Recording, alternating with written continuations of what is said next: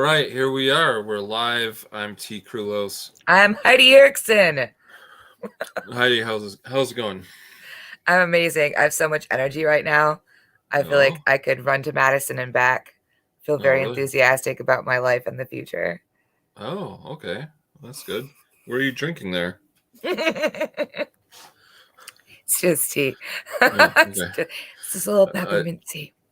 I thought that was the source of your energy. It was a fair guess. I mean, that was totally legit. We've known each other a long time. It definitely could have been just whiskey, but it's not. It's tea. It's not tea. It's how are you, bud? What's going on? I heard you got crowned king of Lake Michigan. Congratulations. Good for you. Yeah, yeah. So I think we'll talk about this. We'll talk about this in the first story, actually, because me and a friend, were chatting in the Tues Weird Week Facebook group, and he happens to be a Wikipedia editor, Oh, is what he likes to do for fun, I guess, in his spare time. sure. And he decided to make a Wikipedia edit on I have a Wikipedia page. So he made an edit on it.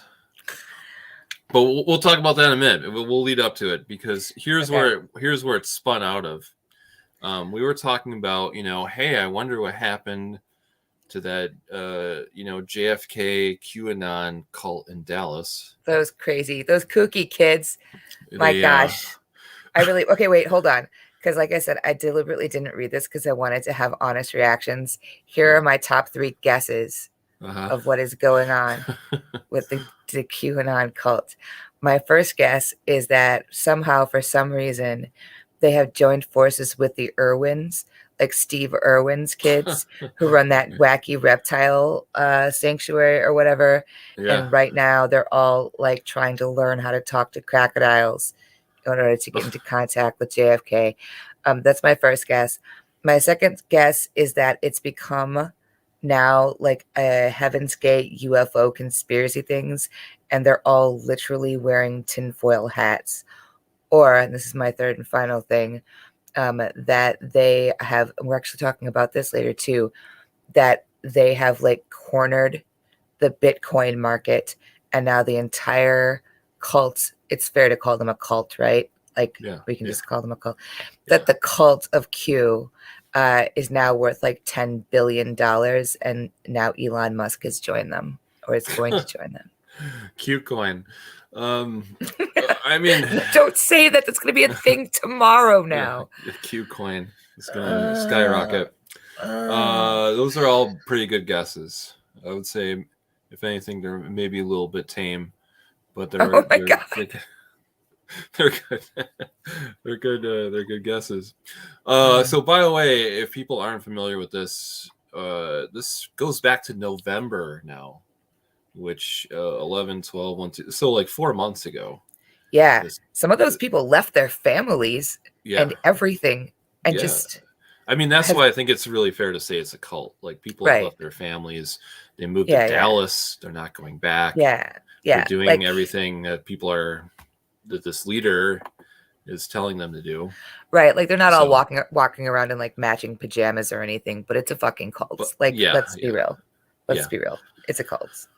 Yeah. So they started to gather in Dallas in November because they believe that JFK Jr., the son of JFK, who died in a plane crash, He's going to appear to them at Dealey Plaza, which is where his father was famously assassinated.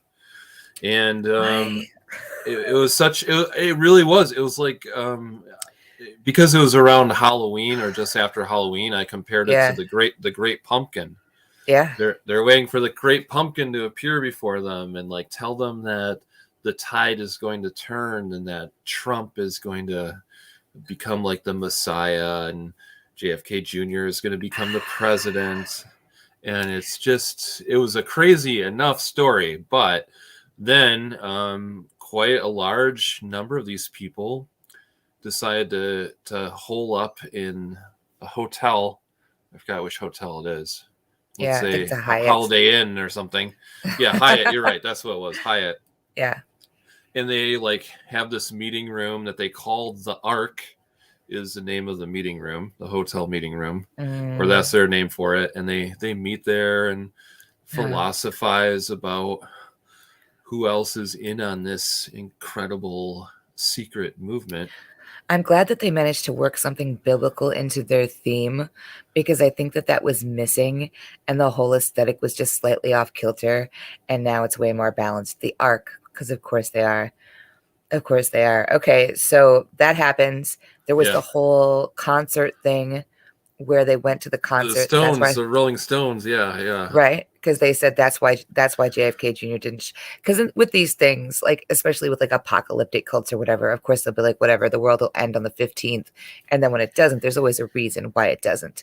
Yeah. The reason JFK Jr. didn't show up that night was because the Stones were in town, and obviously, he had to go to the concert first. So a lot of these fools went to the concert. No. It wasn't that he went to the concert. It was that he was actually Keith Richards in disguise. Oh, that's right. That's right. Which actually makes a lot more sense than Keith Richard himself actually still performing. Because Keith Richard, I think, is 80 something. Do you know how old Keith Richard is? He's old as balls. And he's done like drugs every single minute since like 1967. And so, like, if you were to tell me that Keith Richards was actually this guy who we thought was dead, I'd be like, obviously, like, we've known that for a super long time. But they went there, and while they were there, they saw Elvis Presley was performing backstage. Yeah. So good news. We have solved that case. I think they said Patsy Cline and somebody else who's definitely dead. Prince, yeah, he was in the lineup. He was there at the concert, yeah. And what was the name of the singer? Alea that died? All right. Yeah, She was a backup singer. Alea would never. So I know. So I was like, all right. And then, there's periodic updates, and they weren't leaving. They haven't left. Yeah. There's still this group in Texas, Dallas, Texas. Here's a headline from Vice. I love this headline. I love headlines like this in general, but I, in particular, love this one. The headline is the JFK QAnon cult in Dallas is somehow getting weirder. But it's there's a lot going on in this article. One thing that's definitely concerning is that they apparently have this chemical that they think is going to protect them from COVID. Even though COVID isn't a real thing, they're drinking out of this communal bowl. No. This weird chemical stuff. So nope. Don't do that. Don't do that. Their loved ones are concerned about this. And then, they all wore matching red shirts and hats, and they went to a Trump rally. This was, not too long ago, a couple of weeks ago. Oh, yeah. They're all wearing red ties and T-shirts with JFK's picture on the front. See, I was wrong. They are wearing matching pajamas. Yeah. This is they're more, they're becoming more of a cult. And the followers here, it says, we're drinking a mixture that included industrial bleach out of a communal bowl as part of a ritual. They have also traveled to Waco, near where the Branch Davidian compound once stood.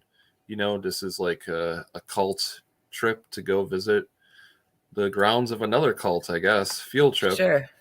Right. But here's the line. Let me find this now. Okay. They also were in a group chat, and they're continuing their favorite game, which is trying to figure out who some of these people in the online chat are, and they were convinced that Marilyn Monroe was one of them. Hey, I want to get in on that group chat, and she would be a great person to talk to, because you remember we did this episode where author Nick Redfern talked about the fact that Marilyn Monroe might have known too much about UFOs, right? And that's why they whacked her. But I love this line, and this is what caused the Wikipedia thing. The leader, his name is Michael Protzman. he's been leading this group the whole time. He claimed that Melania Trump was the Queen of Russia, but that claim was met with widespread confusion because he previously told his followers that the former First Lady was actually Princess Diana in disguise. Wow. Oh, there's so much that's wrong with that. I don't know what to say. I can tell you this, is that bleach, if you consume it, will eat away at all of your mucous membranes, starting with your gut, until you bleed to death internally. It's a horrible way to die, and no one should do it, even people who think Melania Trump might be Princess Diana. Don't do it, kids. Don't do bleach. It's bad. But also, like, when are these people going to run out of fucking money? Like, who's paying to put them up at the Hilton for 4 freaking months just while this guy, like, has anybody left the cult and come out and been like, whoa, you guys are not going to believe, like, I don't even know what I was. Has anybody left and come back to tell the tale? I mean, I hope so. I'm not familiar with any stories of that yet. I haven't heard anything. I know that there was a really big group of them in November for this first appearance at Dealey Plaza, and a lot of people left, but that's not because they necessarily were appalled by the cult. It's just because they at least had enough independence to be like, okay, I need to go back to my Back job. to my life, right? Right, Yeah. So yeah. So I'm wondering, do you know how many of them are there now? How many of these people? Do they have a name? Am I should we refer to them as something specific? We should think of a good name for them. Yeah, how do they not have something. a I name? mean, it's very JFK centric, so I feel like it has to have something with JFK in it. But to answer your one question, I did see in this article that they needed some expenses. Oh, here it is, right here. Most recently, the group set up a crowdfunding campaign to pay for the damage caused to one of the group's cars at the rally in Texas. So one of their cars got hit, probably because they were being obnoxious with it. Right. And within hours, it had reached almost $8,000. Jeez. I mean, what the hell, dude? I can't even do a fundraiser to get together like $1,000. So Stop enabling these people, you guys. Stop sending them money. Like, what do you think they're going to accomplish? Like, what is the end game for these Q-tips? No, that doesn't really. That was worth a shot. What is the end game for these people? Like, what do they ultimately think is going to go down? Like, what at this point? Because, like, JFK Jr. didn't show up. That didn't happen. Like, what do they think is going to happen? I think that, like you said, a lot of these groups have a very strong cognitive dissonance, which pushes them along for a while. Their first prediction doesn't happen, and then they're like, oh, this was a test to see if we were, faithful or whatever. Right. And then they're like, what's actually going to happen is in 6 months, something, and they keep like kicking the can down the street for a while, and usually eventually there's like some point where it either goes one of two ways. The group disbands because they're sick of their predictions not happening, or they fucking decide that they're all gonna end it. So okay, hopefully it's the former and not the latter. I'm really surprised that I guess maybe not, that the Hilton hasn't been like, you guys need to fucking pack it up. You're freaking out everybody else at the Continental Breakfast. You know what I mean? Because in the back of their heads, they have to know that too. That people who are that detached from reality are prone to violence because they're prone to start feeling like nothing else is real. They're prone to self-harm ultimately when their shit doesn't come together. Like, there has to have been a regional manager of Hilton who's been like, okay, like Valentine's Day, and they're out. Like, there's got to be somebody, like, where's the voice of reason? There's got to be somebody being the voice of reason, and I just don't see anybody. I feel bad for these people's families because, like, most of these people are educated professionals. It's not like these are people living off the grid, drinking water out of a well that's filled with God only knows what and wearing tinfoil hats on their heads. They were like people who had professional jobs, people who were living life, and now their family members just have to watch them just be fucking batshit crazy and not be able to talk them down with logic. Like, where's the voice of reason? Where are you? Where's Bill Nye when you need him? Yeah. So, and by the way, I'll post a link to this Vice article in the show notes. If you're listening to the podcast, you can read the whole article. There's a lot of really heartbreaking quotes from these people's family members who are very concerned about them, obviously. And this fucking guy, I mean, he's just like appearing everywhere. That's bad. Figures like former Trump advisor Roger Stone. Dude. And also GOP Oklahoma Senate candidate Jackson Laymeyer have also visited the group in Dallas and taken pictures with them. So there's someone who's encouraging them. Roger frickin' Stone. I think that these people all need to crawl back into the unlicensed, like, lizard warehouse that they crawled out of, and just stop, because they just want to be famous all the time and powerful. And these people are just keeping on telling them how much they were right and they missed them and like take the country. Like, there are people who, honest to God, think that Donald Trump is going to win the next election. And I wish I could dismiss that entirely from my head as ludicrous. But I honestly can't. Like, I can't.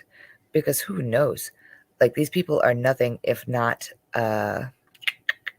committed. And it's hard to deny that. Yeah. I don't know. I don't know. Like, that would have seemed silly to me. Like, I wanted to believe that once Donald Trump was gone, he was gone. Like, don't get me wrong. He was great for comedy. But, like, as a president, not that fantastic. And I was like, okay, well, that's it. We got it. That's done. That's over. Whew. Can't wait to tell my grandkids about that. What a fucking wacky situation. But he's going to run for president again if they don't put him in jail. I think he'll run for president from jail, because there's no law that says you can't run for president from jail. God, wouldn't that be some shit? Wouldn't that be something spectacular? I almost want to see it, like a car crash, like a circus fire. But no, it would be bad because he'd win. They'd be like, yeah, it would probably boost his campaign quite a bit. Yeah, because they'd be like, he's being prosecuted because he knows the truth, because he speaks the truth. Right, like, or because he's a criminal who's been committing tax fraud for like 45 years. Yeah. Maybe. Possibly. Perhaps.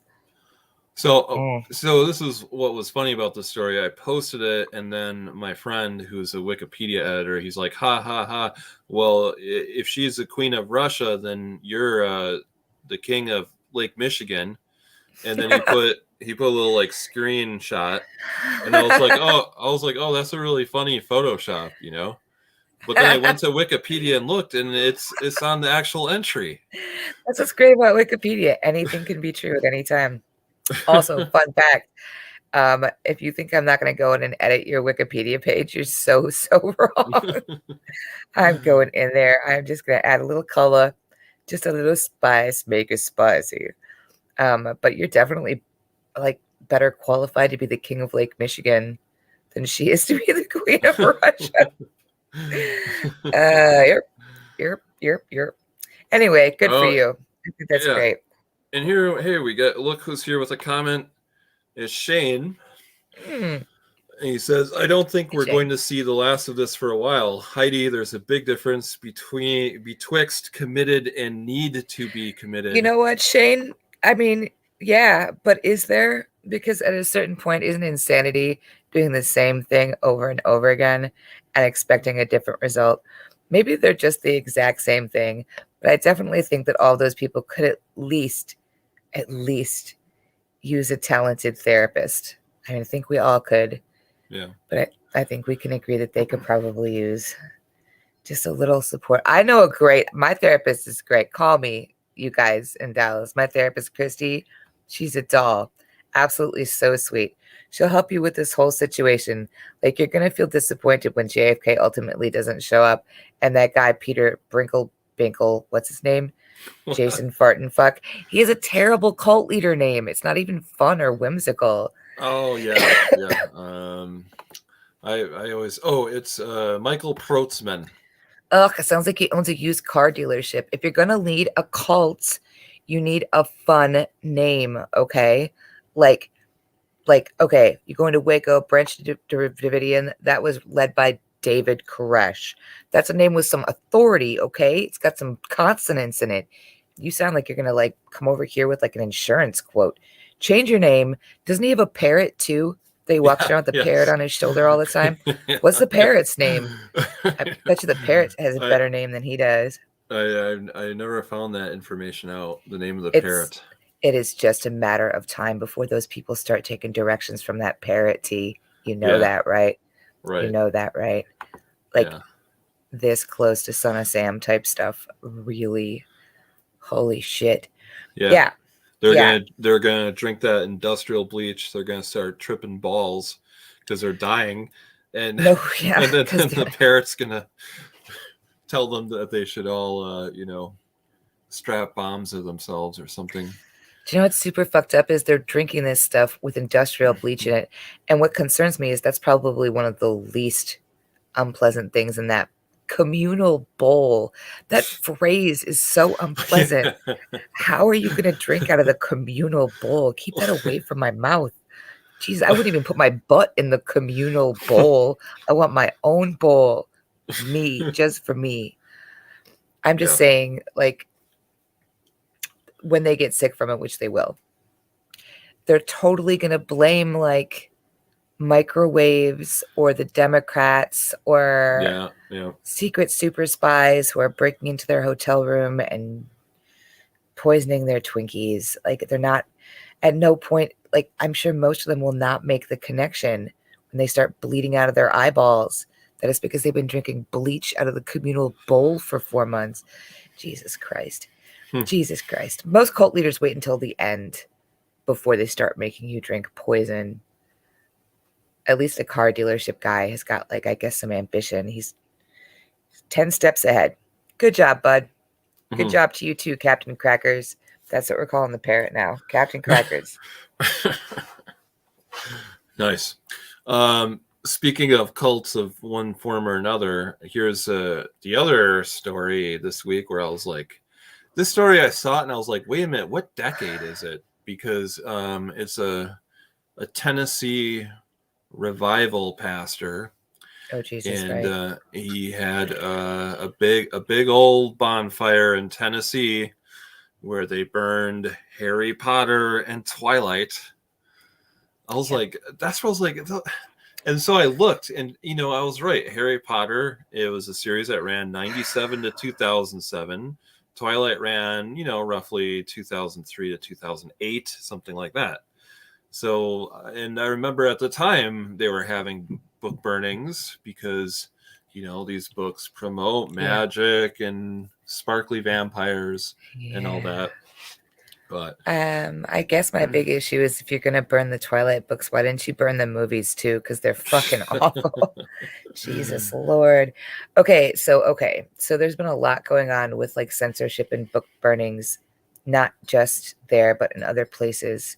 And this is because this all started because in Tennessee, there was a school board that banned the teaching of the book Mouse because Mhm. this graphic novel Mouse by Art Spiegelman was part of their curriculum, which is where that book belongs. It's a graphic novel told from a first person perspective of a guy who is the child of people who survived the Holocaust.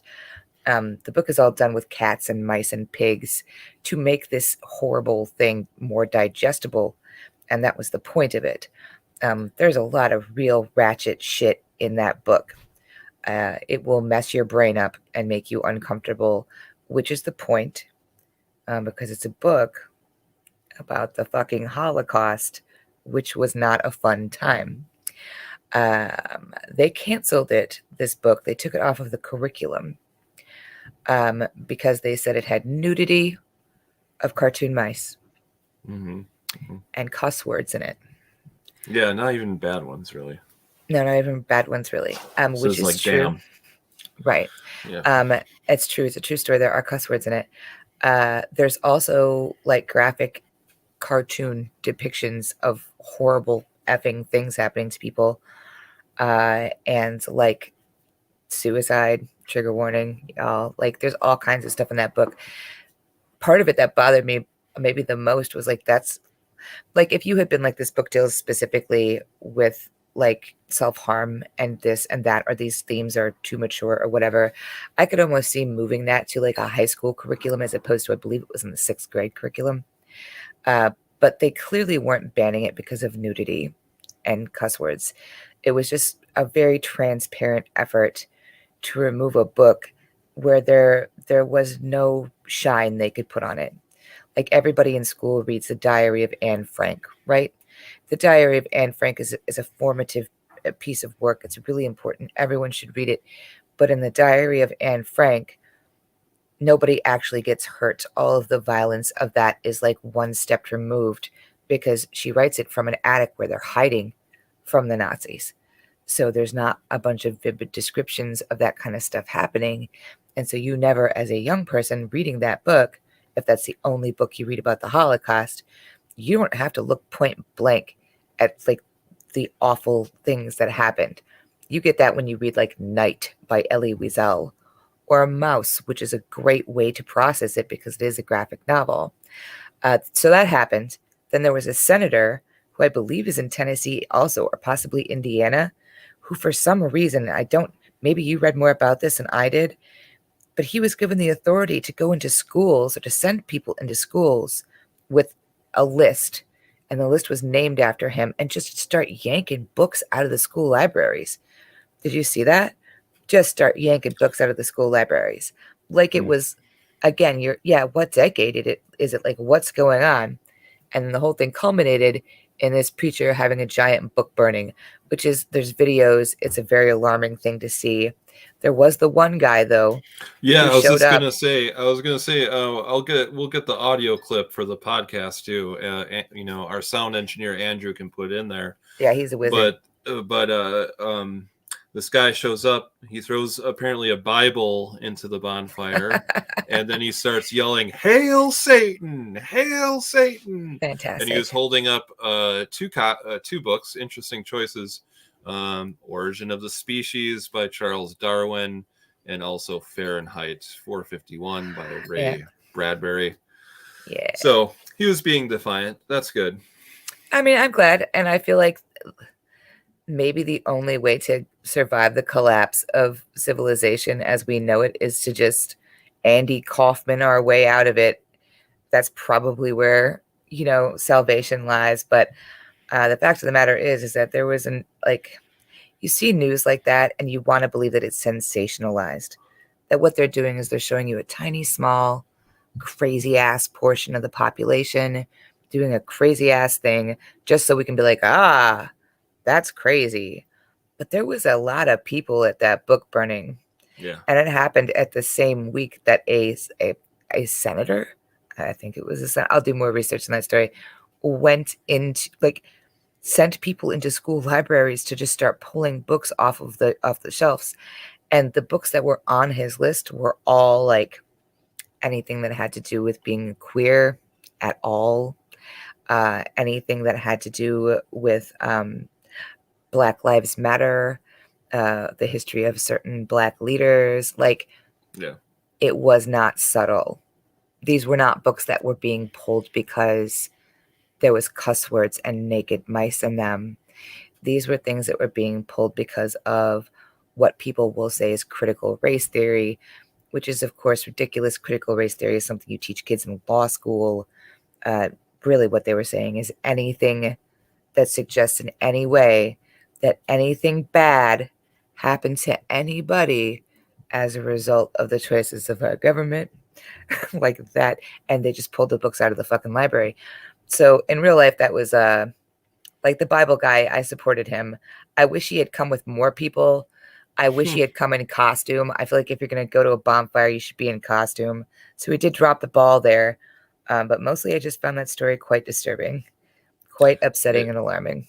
It is disturbing. I mean, it's fucking 2022. People are still having book burnings. It's just like, I don't know. It's so depressing. It really You is. would think 'Cause society would at some point like move forward and become more enlightened, but I don't think it's ever going to happen. I mean, I think a lot of people have. And here's the thing that gives me hope, T, is that when you see people doing stuff like that, it's because they're scared. They're scared to death. They're losing their grip on the way of life that they understand that makes sense to them, wherein they feel at the top of the food chain and everything is apple pie and baseball and totally fine. They start to have these big crazy reactions and start voting reality TV stars into the White House and doing other wacky shit. And that's a good sign. That's actually a good sign because those are death rattles. Those are the knells of portions of society that are going away. Like it's probably going to be gross before we really evolve, but they are afraid of boy wizards and hunky looking werewolves having a feud with a vampire gang. well, they better watch out because like I can take a lot of their bullshit, but I'll draw the line at them denigrating hunky werewolves. I'm sorry, I'm not here for that. That's bullshit. Don't you dare. By the way, here's a funny fact about myself. The That you're a Twilight book. werewolf? I Well, knew it. I knew it, T. well, actually, I'm getting a haircut tomorrow because I'm starting to feel like a werewolf. I haven't had a haircut in quite a while, so I'm starting to feel wolfish. When the Twilight books came out, I have 3 younger sisters, right? And they're all like the perfect demo for that book. They're all in, Right. various stages of their teens, Yeah. I think. And so, I had moved out by that point, but I came by to visit. They're all living with mom and dad. And they're like, oh, yeah, this book, Twilight. All 3 of us actually read this book. So we share that together. And I was like, well, give me that book. I'm going to read it too. Then we'll all have read at least one book together, the 4 of us. Yeah. So I read the book. I think that's the only book that the 4 of us have all actually read. I mean, I don't know. Like It was bad.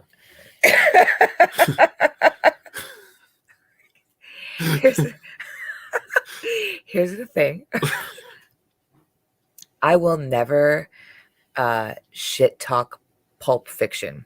Not the movie, but like actually Pulp Fiction. Sure. I love Stephen King. Absolutely love Stephen King. I like Anne Rice and like a bunch of things that would absolutely be considered not literature. You know what I mean? Sure. And yeah. I think that people should have access to that. A thing doesn't have to be, love in the time of cholera in order to enjoy it and be allowed to enjoy it. And that's totally fine. Yeah. And you know what? I didn't particularly like the writing style. I thought there were parts of the book that were problematic, but people enjoy it and that's their thing. Right. I'm not going to take the book and throw it into a fire. Right. Exactly. Like whatever. And like the whole thing with it. Did you ever see a movie called Jesus Camp? Did you ever watch a documentary? Yeah. It's one of the most horrifying things I've ever seen in my life. Possibly because I, like so many other people, have religious trauma. But in one part of this movie, this kid is talking about how his parents are divorced. One of his parents is an evangelical and the other one isn't. And the one parent is super mad at the other parent because they let that kid read Harry Potter. And Harry Potter promotes the devil. Right. Who's a way more unlikely figure than a boy wizard with a pet owl, by the way. I'm not going to get into a theological discussion, but like it just doesn't even make any sense. There's big holes in that plot. It's okay. Everything's fine. The point is, if you're going to keep your own kids from reading Harry Potter or Twilight or whatever, that's your business. They're children. You're an adult. It's your job to keep them from whatever you perceive as harm. But when people get to the point when they're burning books, what they're saying is, my kid won't read this and neither will you. And that's the problem.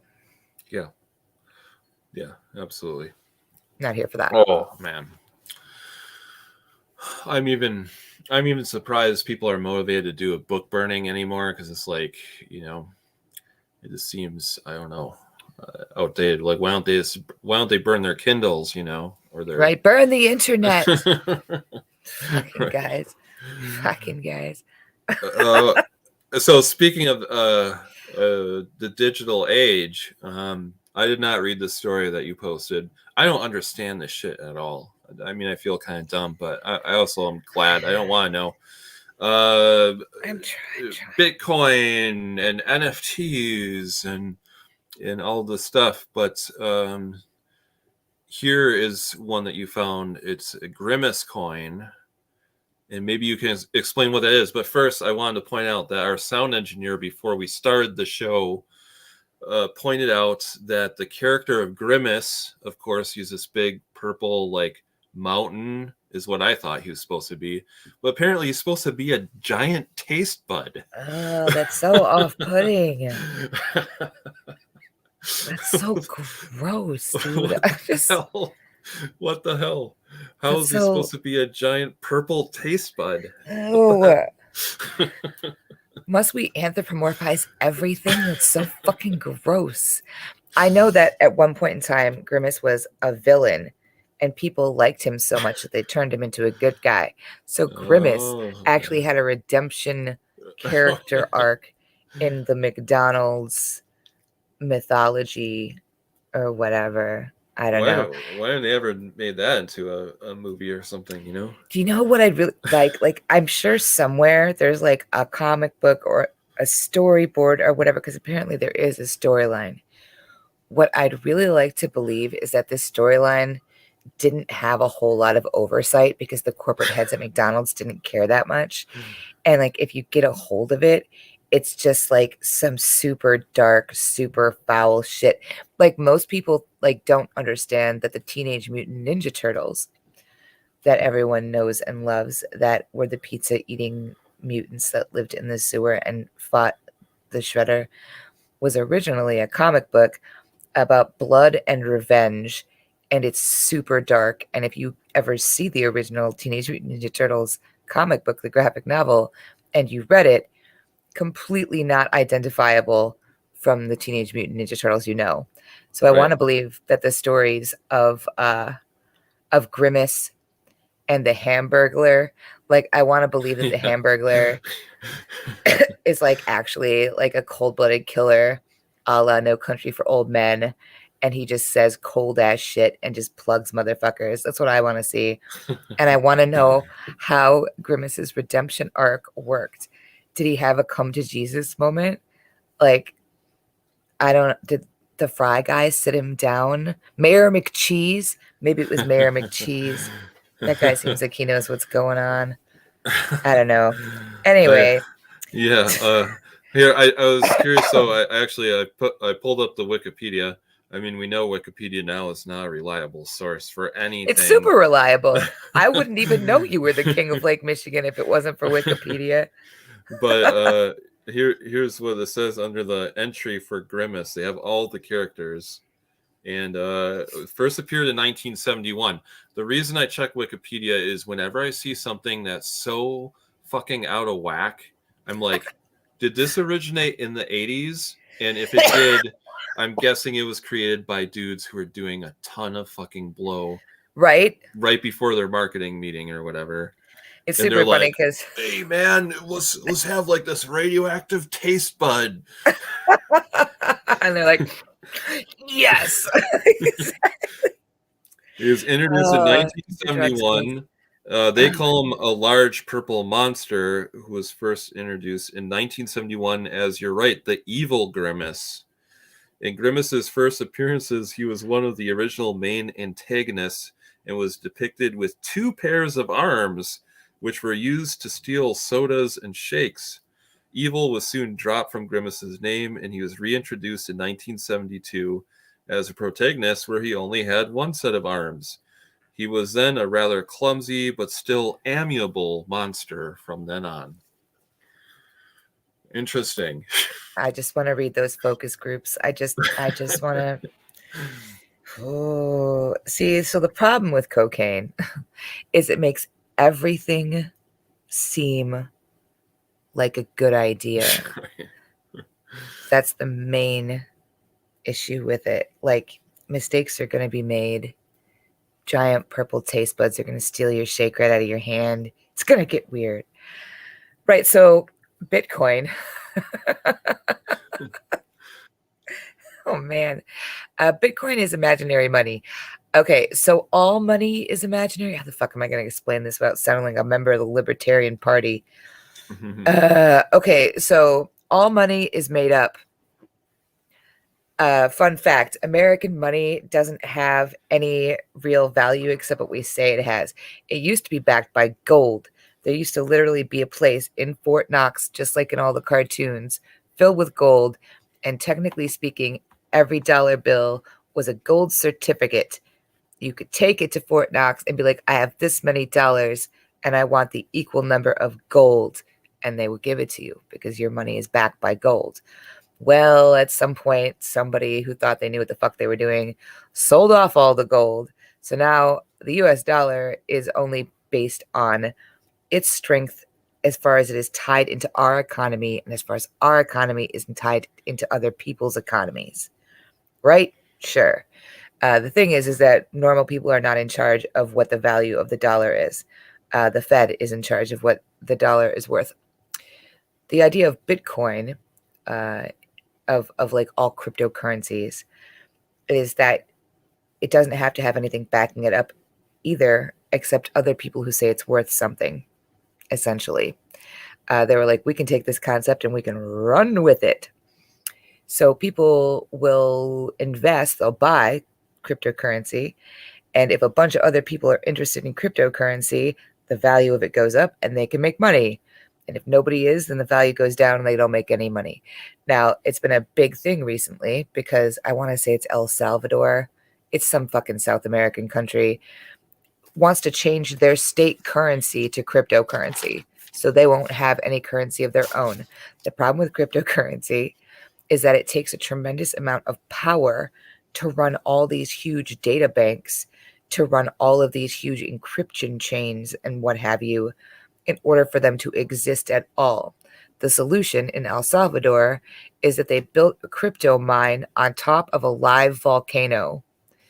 The president decided that this was a good idea and that that was how they were going to base their entire economy, which was by essentially just 5,000 Xboxes wired together, hardwired into a volcano. China is trying to outlaw cryptocurrency because like this is fucking bonkers and we don't like it. Doesn't make any sense. And whatever. There are people who are proponents of crypto and there are people who are against crypto. I think it's fucking hilarious. That's just that is my official position on crypto. I own some crypto. I own like $50 worth of crypto. When Dogecoin became a huge thing, and maybe you remember this about a year ago.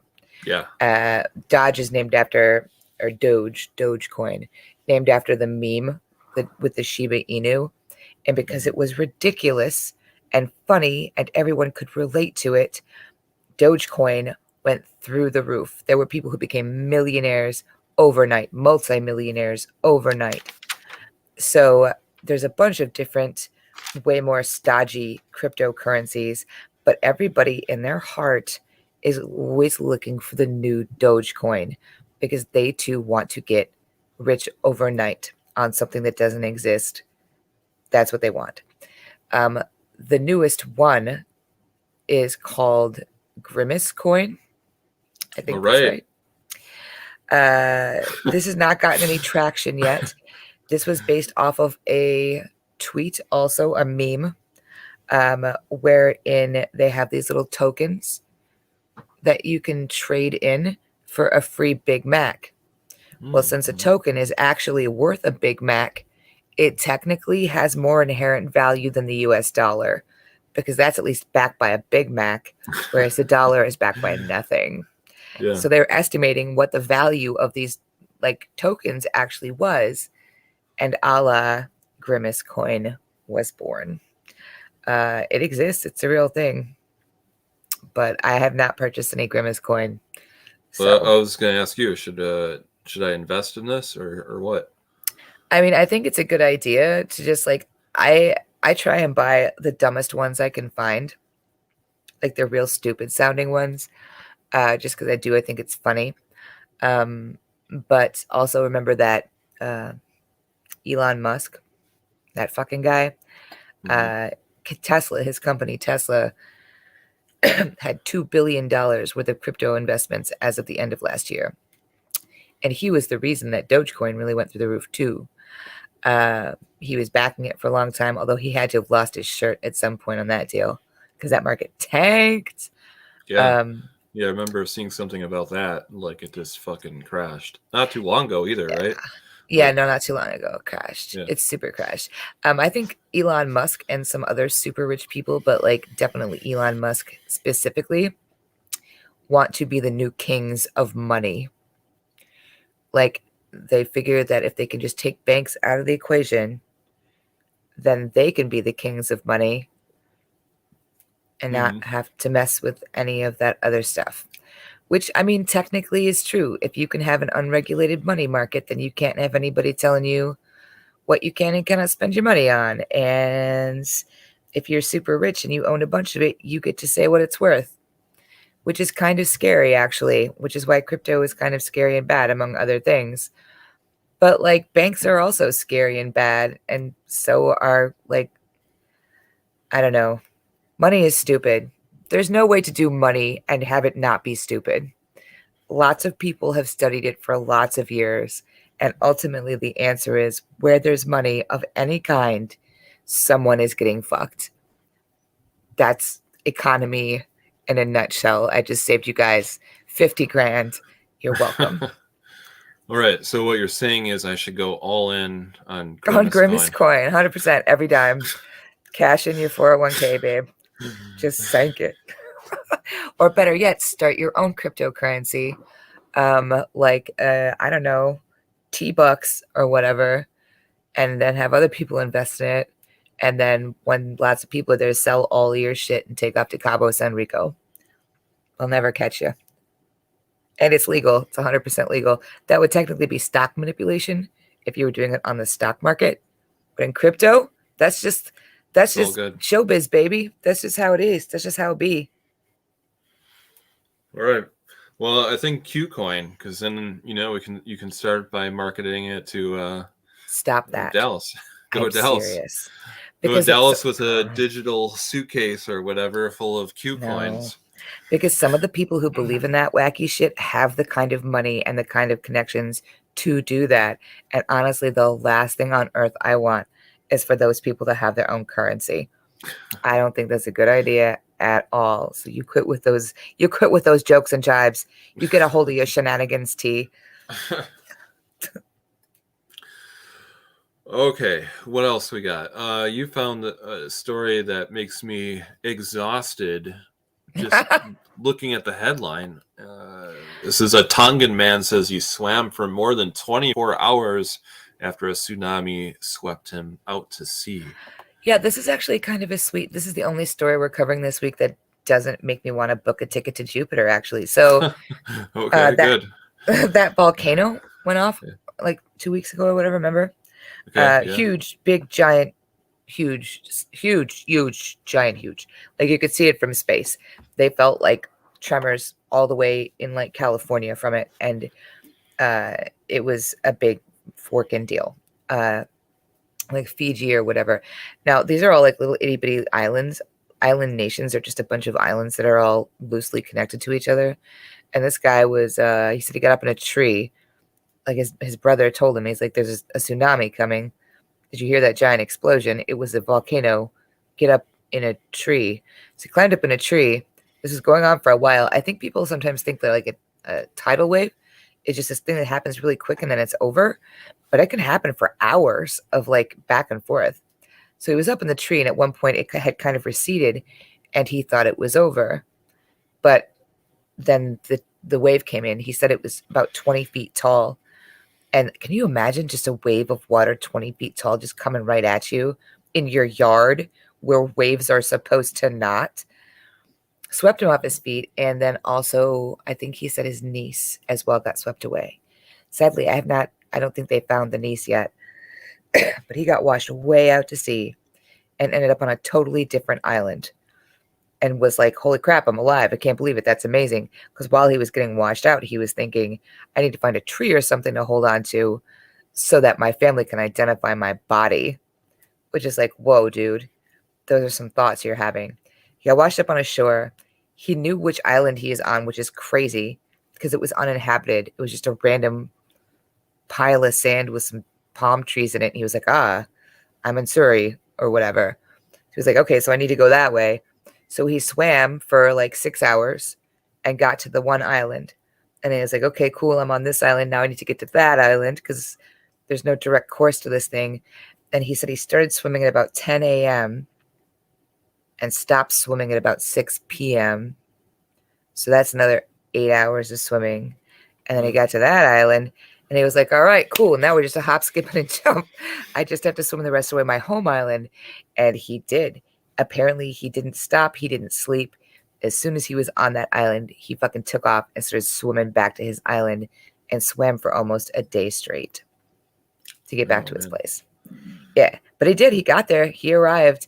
And you know what's messed up, too, is that they found him at the end of a street. The island that he lives on has only got like 60 people in it. But he couldn't walk because he has mobility issues. Like his legs don't function well. So someone had to help him to his home, not because he had just swum for 24 hours, but because he has like mobility issues. Like I have a bad knee. I can swim for like 20 minutes and I'm done. I give up pretty much about that. Yeah, I was gonna say I'd make in this story, if it was me, I'd make it about an hour and then I would sink to the bottom of the ocean. Yeah.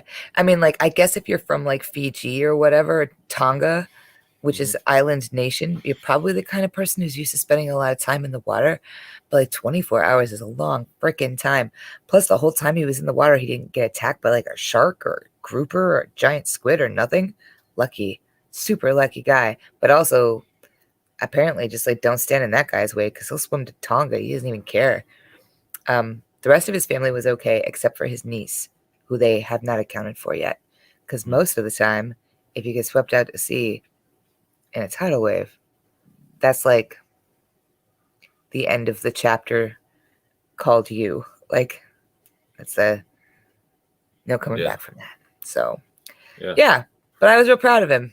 And apparently he was real cute and humble about it. He was like, I just had to get back to my family and make sure that they were okay, which I thought was really, really sweet. And he didn't want a lot of attention. He was just like, no, it's nothing. I just need to go home. Cool. Well, why don't we end with one more quick feel-good story? I've been looking for an excuse to write about this person for a while, but here in downtown Milwaukee, we have a tourist attraction.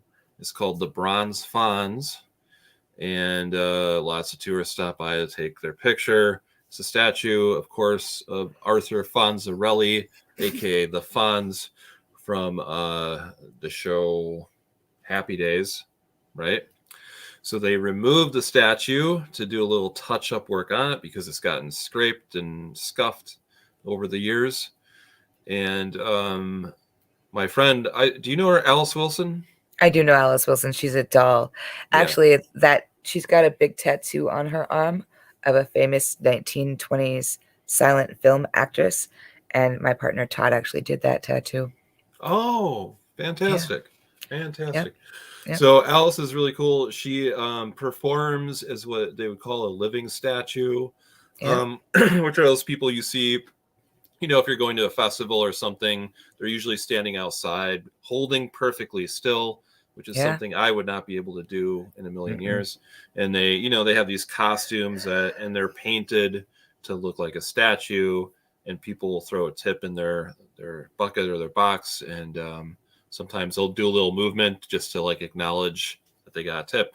So she's been doing this for several years and has made a really cool career out of it. You know, she has all these different characters she's done, like Rosie the Riveter and Harry Houdini. Shane just knows. She did a thing for the Harry Houdini seance a few years back where she was a Harry Houdini statue. Yeah, she's got a pirate thing and a mermaid thing and a Hellboy thing. Like she's got a lot of like I didn't know this, but apparently doing that work is a very venerable art form in parts of Europe. And she's like actually gone to Europe and stuff. Yeah, and she went to the Edinburgh Fringe Fest. Yeah. which is like Yep. one of the biggest arts fests in the world. So Yeah, I thought she had gotten a residency or was gonna get a residency not long ago to be an artist in residence for that work as well. Yeah, she's really amazing. She makes all of her own costumes. She makes all the stuff from scratch. She does all the makeup herself. Like that's not a bunch of people helping Alice Wilson. That's all Alice doing it all on her own. She's awesome. yeah, so she saw an opportunity to get some good pictures, and she just stood in place of where the bronze fawns usually is. And she was only out there for a few minutes because it was pretty cold over the weekend. Yeah, yeah. But a couple people stopped by, and you can tell she's really good at her job, because a couple like started approaching her and they were talking about the fawns, and oh, looks like he's gone, has been replaced or something.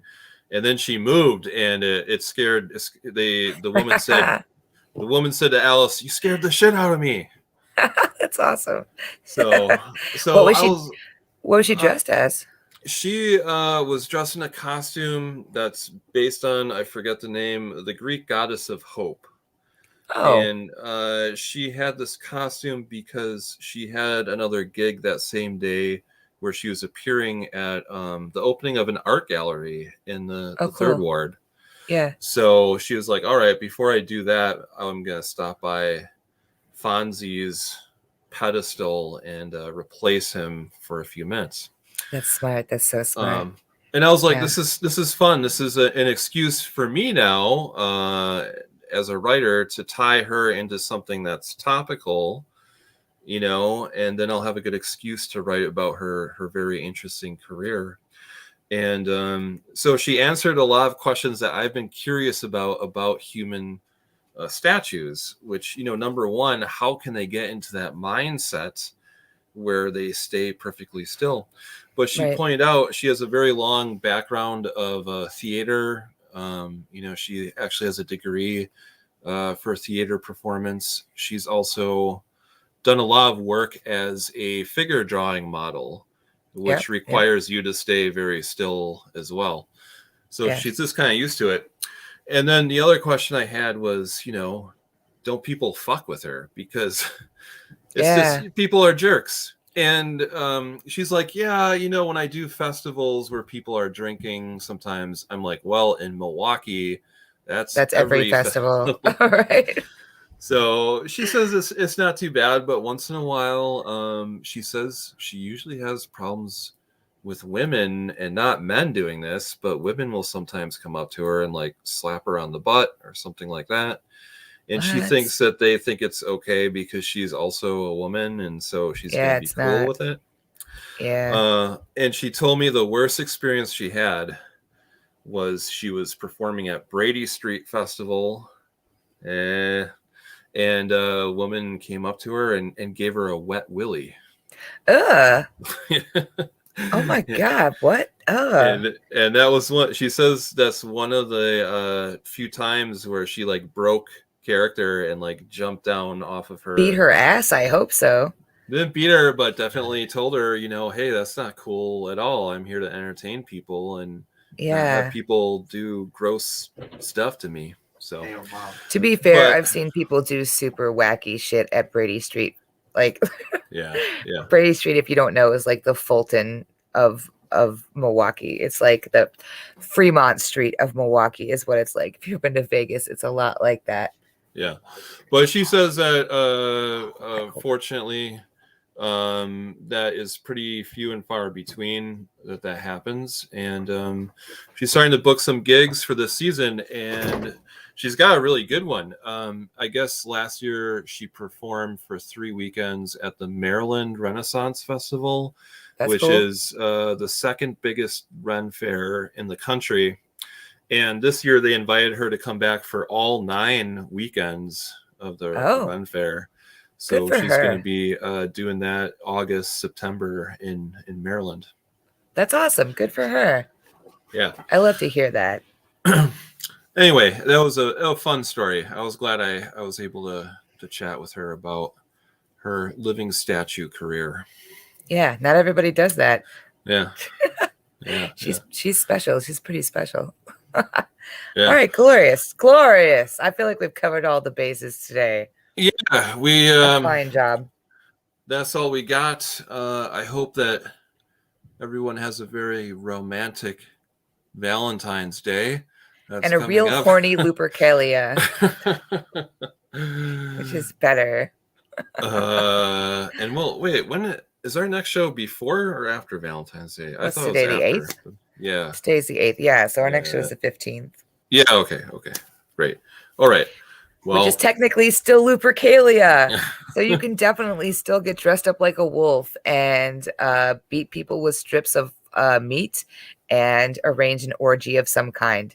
Doesn't that sound fun? Sounds fun. The Romans really knew how to get down. Okay, everyone.